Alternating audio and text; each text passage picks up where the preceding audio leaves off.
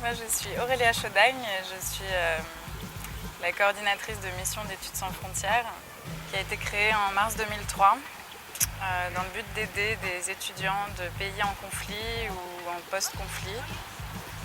Il y avait eu un appel de la part des dirigeants tchétchènes demandant à l'Occident, enfin aux pays étrangers, d'accueillir des étudiants, des chercheurs, des professeurs tchétchènes pour qu'ils puissent continuer ou compléter leur formation puisqu'ils ne pouvaient plus le faire chez eux. Et aucun pays européen a répondu. Et il y a eu quelques bourses qui ont été données, mais par des pays comme l'Arabie Saoudite ou le Pakistan.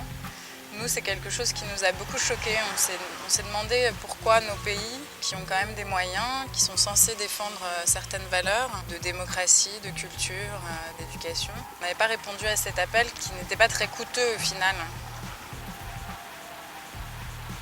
On a créé cette association pour faire venir des étudiants de Tchétchénie en France au début.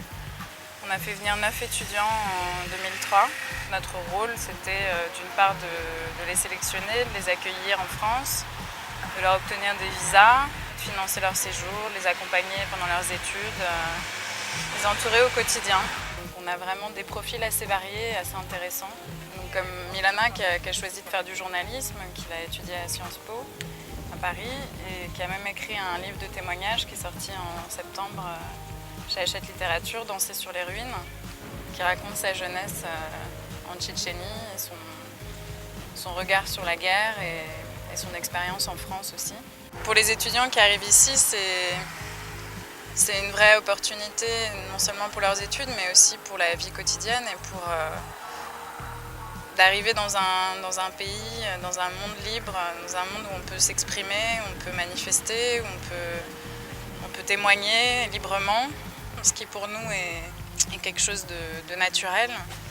Pour eux, ça ne l'est pas du tout, c'est une vraie chance. Et dans leur regard, on s'en rend mieux compte nous-mêmes. Aujourd'hui, Études sans frontières est un vrai tournant puisqu'on a 3 ans et demi d'existence. On a une première promotion d'étudiants tchétchènes qui a terminé leurs études et des antennes qui se montent un peu partout en Europe, à l'étranger. Après, l'objectif sur le long terme, c'est aussi d'aider d'autres pays. Par exemple, on a un projet au Rwanda qui est très différent du projet sur la Tchétchénie puisque au Rwanda, le conflit est terminé.